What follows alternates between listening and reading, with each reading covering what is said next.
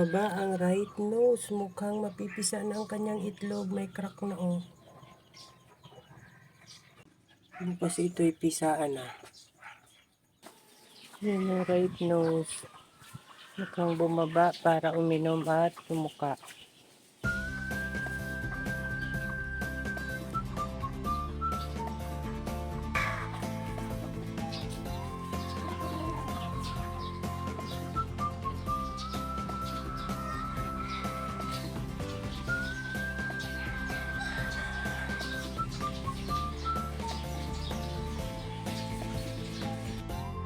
Buti naman mukhang mapipisa na ang itlog ng isang ARL.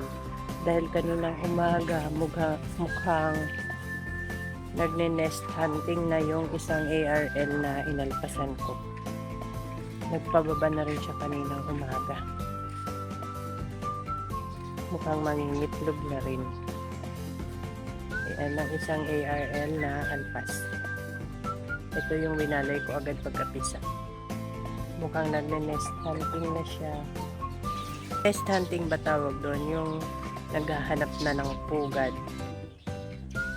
Ay ang pugad niya nung nakaraan dito sa may fly pen. Tinanggal ko na at nabasa na dahil sa ulan. Hindi siya pwedeng umitlog dyan at nababasa pag umuulan. Ang tagulan na. 4 days nang 3 days umulan. Tapos ngayon, makulimlim. Ayan, bumalik na siya ulit sa kanyang pugad. So, napisa lahat ng itlog. Good luck, ARL. Pisain mo lahat ng itlog. Kinagabihan, pumunta ako sa pugad ng ARL. May naririnig akong nasiyap. Baka makababa sa pugad ang sisi.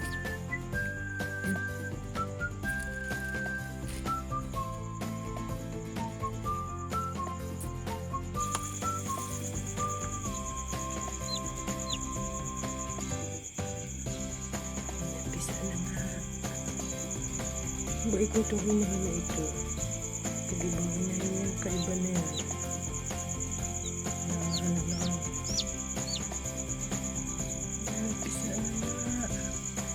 Sana huwag makababa yung sisi. Delikado. Sa pusa. Takpan ko itong tangkal. Nalagyan ko ng takip para hindi makapasok ang pusa. Sira naman ang mga ano. Ganyan ang iniiwasan ko kahit tinatakluban ito. Tinakluban ko ng tray ang manok. Dahil yung mga sisiw na baba para hindi makababa yung mga sisiw. Yung tray ng prutas ang itinaklob ko sa pugad para hindi makababa ang mga sisiw. Delikado dito. Baka malaglag sa baba. Pangalawang araw ay may 3 itlog pang hindi napipisa. Yung 2 may crack, pero yung isa naalog kaya tinanggal ko na. Hihintayin ko na lang makrack yung 2 itlog. Ano yung napisa? Meron pa rin napipisa.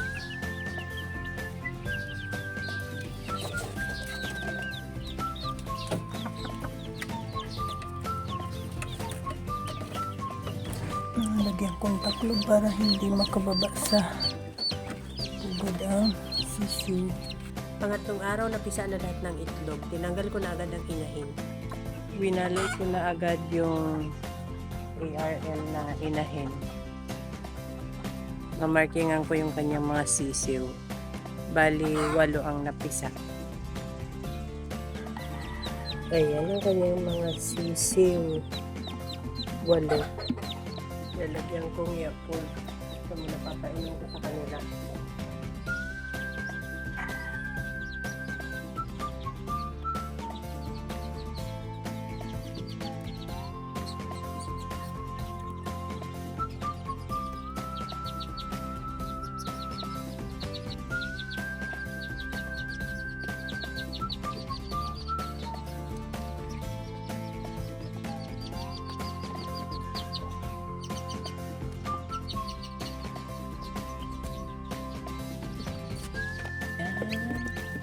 Nakakatuwa matatakaw na agad ang mukha.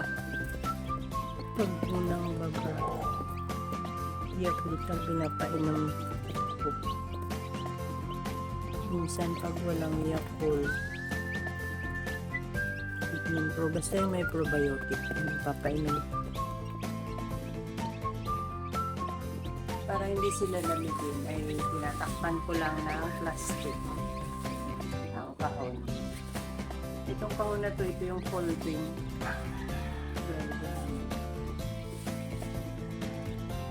That's all guys. Thank you so much for watching. Please like, share, and follow for more. Bye.